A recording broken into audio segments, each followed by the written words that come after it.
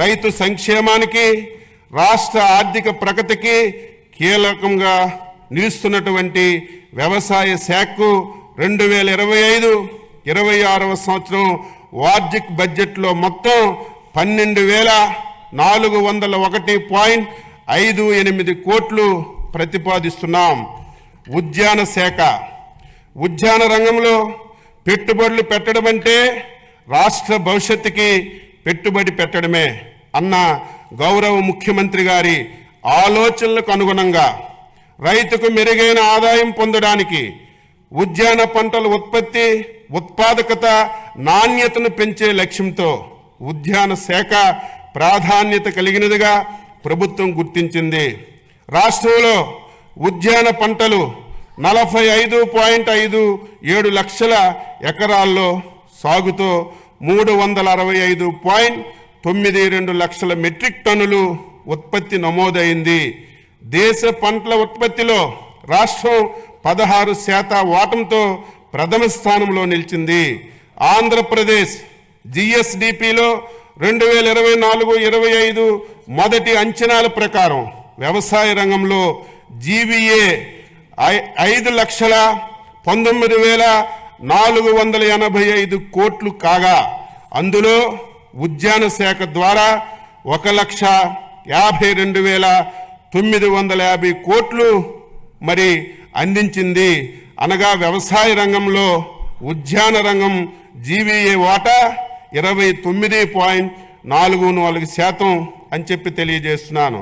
దేశంలో అత్యుత్తమ 15 జిల్లాల్లో 6 జిల్లాలు ప్రకాశం, అనంతపురం, వైఎస్ఆర్, అన్నమయ్య, శ్రీ సత్యసాయి, కర్నూలు ఆంధ్రప్రదేశ్కి చెందినవి కావడం గర్తించదగ్గ విషయం. 2024-25 సంవత్సరంలో 2.12 లక్షల ఎకరాల్లో సూక్ష్మ సేద్యం అమలు చేసి 80,080 మంది రైతులకి లబ్ధి చేకూర్చడం జరిగింది. మన రాష్ట్రంలో ఆయిల్ ఫామ్ విస్తీర్ణత 5.67 లక్షల ఎకరాల్లో ఉత్పత్తి, ఉత్పాదకతతో దేశంలో మొదటి స్థానంలో ఉంది.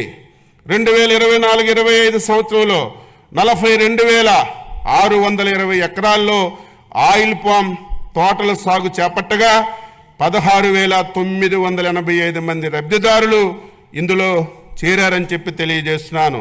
2024-25లో సమీకృత ఉద్యాన అభివృద్ధి పథకం కింద పంటల కోత అనంతరం నష్టాలు నివారించడానికి 590 ప్యాక్ హౌసులు, రైపనింగ్ ఛాంబర్స్, కలెక్షన్ సెంటర్లు, కోల్డ్ రూములు మంజూరు చేశాం.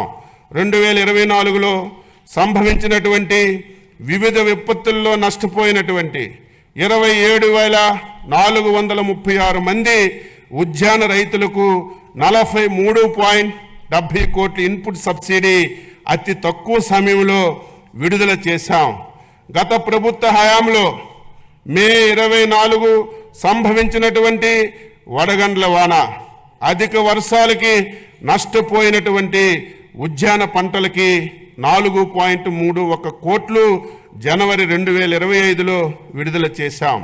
మైక్రో ఇరిగేషన్ కంపెనీలకి చెల్లించవలసినటువంటి బకాయిలు 1,166.99 కోట్లలో ఈ ప్రభుత్వం 452.55 కోట్లు ఈ సంవత్సరం విడుదల చేశాం. పామాయిల్ రైతులకు, కంపెనీలకు చెల్లించవలసినటువంటి బకాయిలు 238.9 కోట్లలో 29.42 కోట్లు విడుదల చేశాం. MIDH పథకంలో చెల్లించవలసినటువంటి 93.54 కోట్లలో 33.33 కోట్లు విడుదల చేశాం. స్వర్ణాంధ్ర 2047 కింద అధిక జీవీఏ సమకూర్చే 11 ఉద్యానవన పంటలను క్లస్టర్ విధానంలో ప్రోత్సహించుటకు ప్రణాళిక చేశాం. ప్రతి సంవత్సరం వృద్ధి రేటు 15% పైబడి వచ్చేటట్లుగా పంటలను క్లస్టర్లుగా ఎంపిక చేసుకున్నాం. ఈ క్లస్టర్లు జాతీయ ఉద్యాన బోర్డు నుంచి ప్రత్యేకంగా కేటాయింపునకు ప్రాజెక్టులు రూపకల్పన చేస్తున్నాం. అనంతపురం, అరటి క్లస్టర్ అభివృద్ధి చేపట్టవలసిన కార్యక్రమాలకు సంబంధించి ఏజెన్సీల్ని ఎంపిక కొరకు ప్రతిపాదనలు కోరడమైంది. ఇదే తరహాలో మిగిలినటువంటి పంటలకు కూడా క్లస్టర్ ప్రతిపాదనలు తయారు చేసి కేంద్ర ప్రభుత్వానికి నివేదించడం జరుగుతుంది.